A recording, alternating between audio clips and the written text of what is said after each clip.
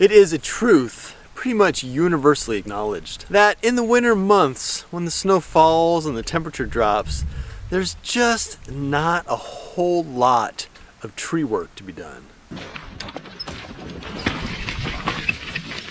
So I'm just pulling the cart over to the wood library. Let me show you what we have in the archive.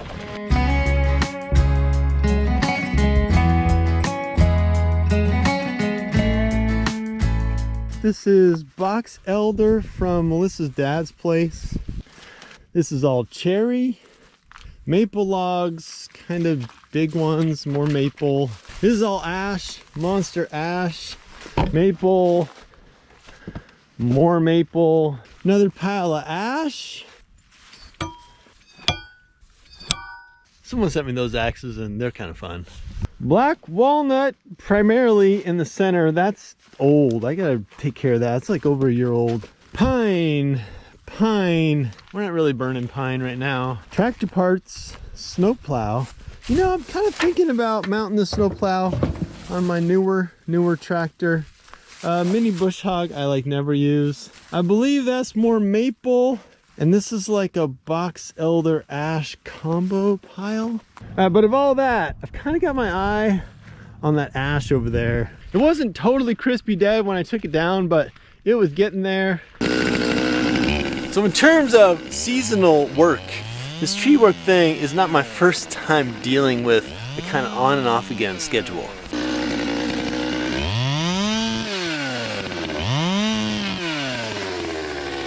Yes, this is the Fable 200T.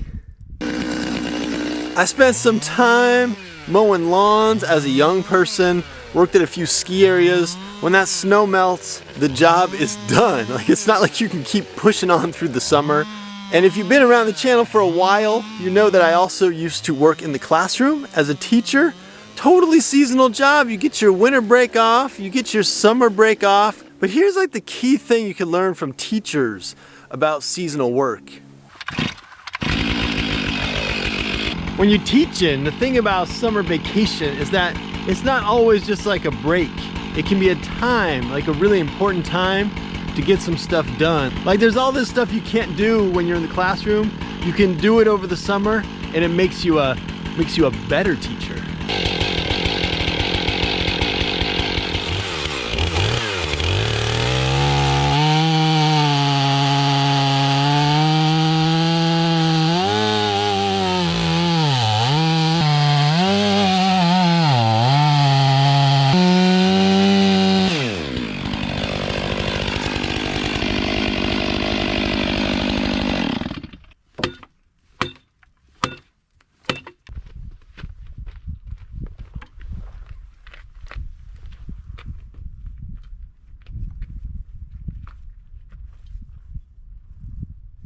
Before I go too hog wild and cut all this up, I kind of want to see how this stuff splits. I'm thinking it's going to split okay. It's like on the drier side, but you never know.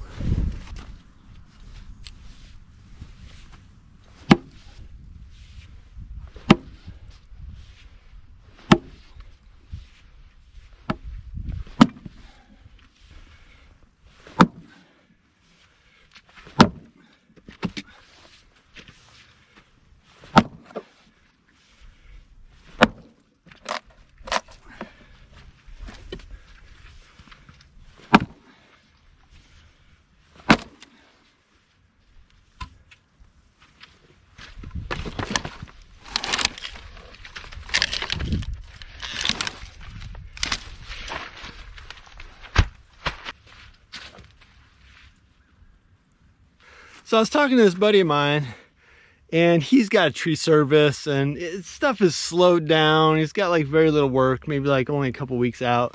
It's his first year in the game, and I mean, the deal is, the dude's really struggling. And if you do not save up during the year, it is not like some kind of awesome opportunity to not have jobs during the winter.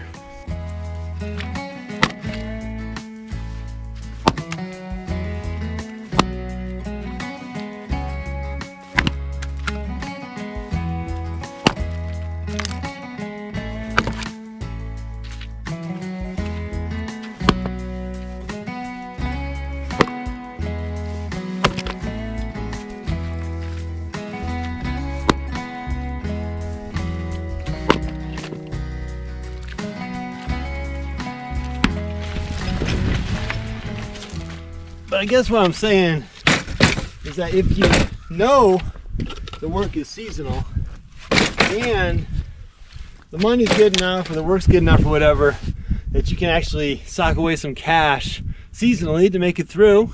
If you know that stuff and you're able to like plan ahead and deal with the seasonality, it can be like an amazing like opportunity, like a chance to take advantage of seasonal work.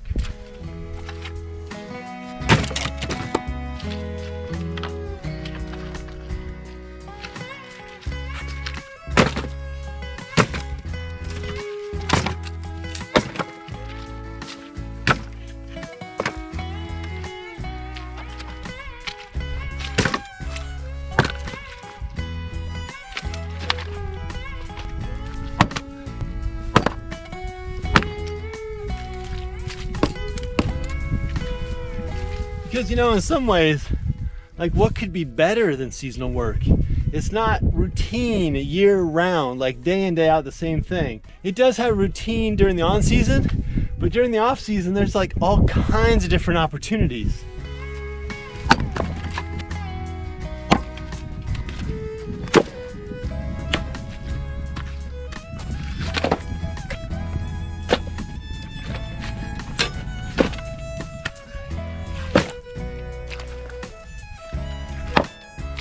All right, there we go, 1 round in a wagon. So I'm thinking 3 wagons per log.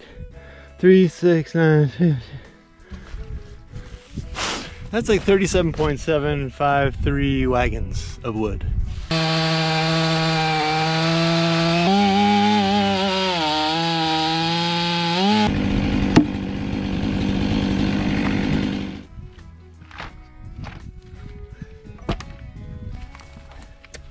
Now don't get me wrong, I'm not saying like you run a tree service or you do some kind of seasonal work. Just go out during the winter on a sunny day and cut wood all day. Obviously that's not practical and it wouldn't even necessarily be advantageous.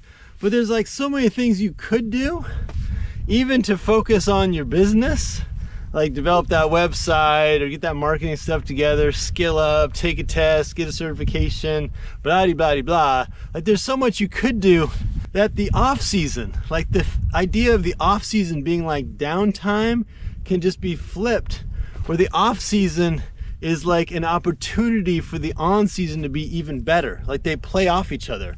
Off season feeds the on season.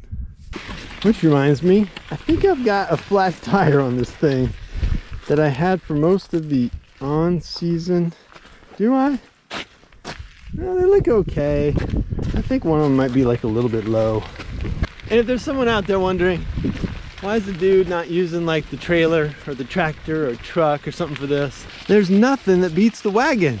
All right, so you've seen the library of wood, the archive of many species. This, on the other hand, is the ragtag assemblage of piles fit to be burned. Let me just check moisture content on this stuff. I do have a plan for a woodshed over here, so I'm not thinking 37%. It's wet still. 25%. 31%. This stuff's still sort of on the wet side, so I'm just gonna pile it for next year. The plan out here in the spring, probably, just because we're gonna have frozen ground here pretty soon, the plan is to do like a big old woodshed tractor jamboree type thing. Right now it's just a little bit old school hillbilly. And I've got like pine and Doug fir down first, just to keep the hardwood off the ground.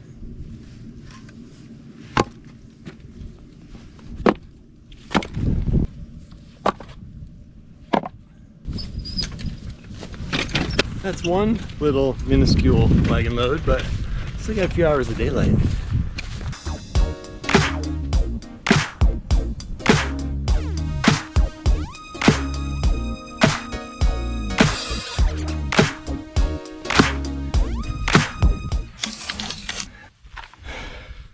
Anyway, those are some of my thoughts about seasonal work, the off season. It'll totally kick your butt if you're not ready for it.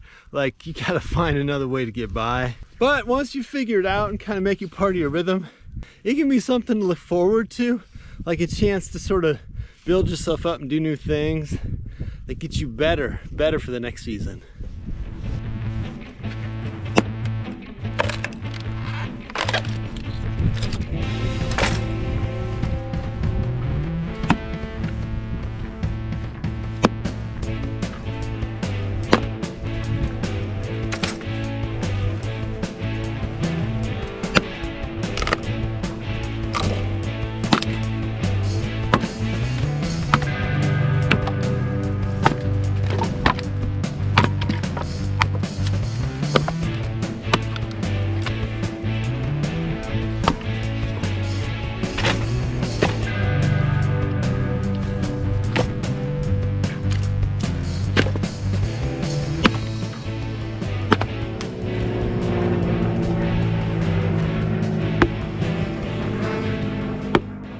This one's just about to go.